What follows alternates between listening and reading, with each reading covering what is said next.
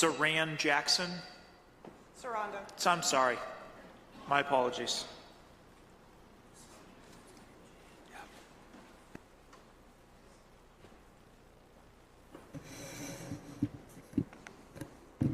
Thank you for allowing me to speak. My name is Saranda Jackson. I was raised in Holden, Massachusetts, lifelong resident. My grandparents escaped communism 100 years ago to bring us here, to bring our family here. And I'm here to speak on what happens when you write a bill that is so good that it can take a man with no criminal record who did nothing wrong, broke no laws, and still spent 4 months in jail. 4 months of his life, where at 51 years old, he has never committed a crime before, but the state of Massachusetts, 30 hours into being here, decided that he was a criminal. And not only just a criminal, but more violent, more dangerous than the man who tased a police officer, had an illegal machine gun in his back. You guys have seen the news all summer, these people setting fire to cop cars, causing chaos, riots in the streets. Michelle Wu with her ashes saying that we're the safest city, and we're watching police cars burn.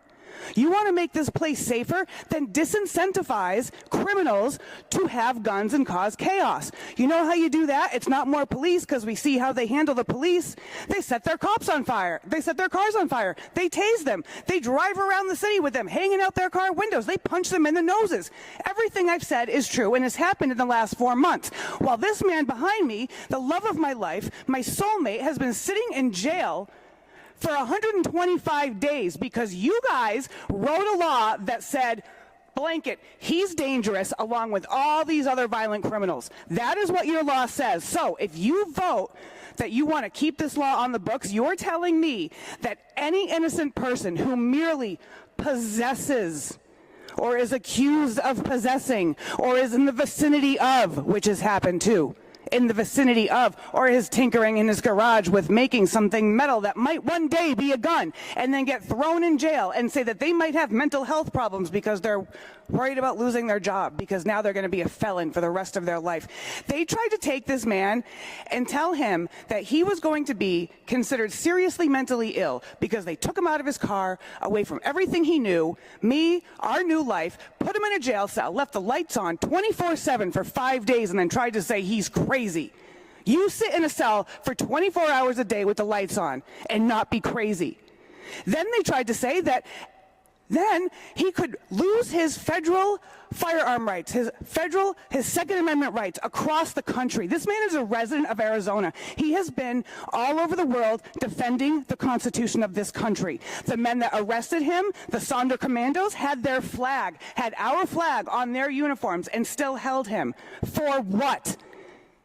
Being accused of possessing a crime with no criminal history. And then they can look at someone with a rap sheet longer than my arm and say, you know what, promise us you'll be back in 3 months and sin no more. Do they come back in 3 months, or do they go out and they cause more chaos?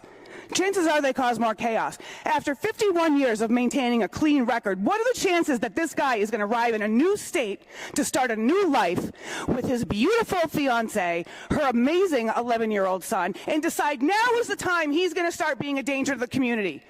So good job writing such a comprehensive law that allowed this to happen in this state, the birthplace of the constitutional republic, not a democracy.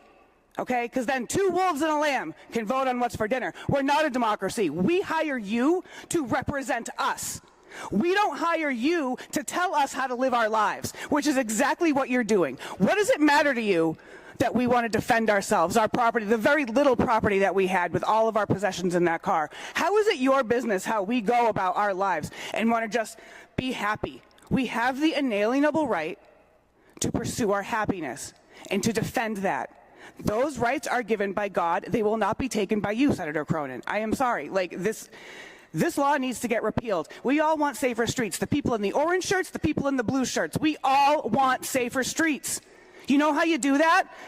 If you give everybody guns, then only the activity becomes illegal instead of the gun, right? So you got a group of people who are criminals. They don't give a shit. They're going to register their guns. Please. Registration is the first precursor to confiscation, and tell me I'm wrong. So these guys are going to just have anything they want. They're not going to register, so you're not going to know where they are. And then here's people like Kyle Wayne.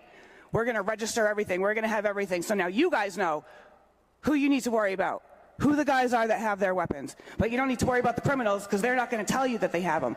You put those two groups on the street. What do you think is going to happen? You disarm the patriots? Ma'am, you are over your time. I would just ask you to finish I'll up, wrap it up. please. You disarm the patriots, you let the criminals run the country. That is what's happening. My grandparents escaped communism. You know what the first step, the slippery slope to a communist dictatorship is? Disarm the population.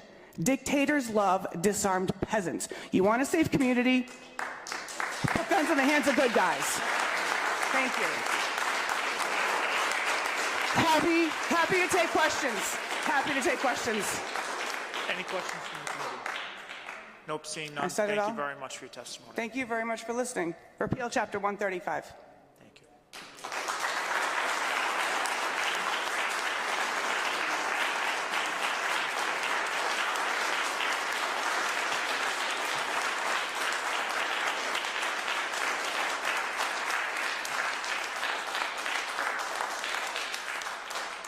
Nolan Howard.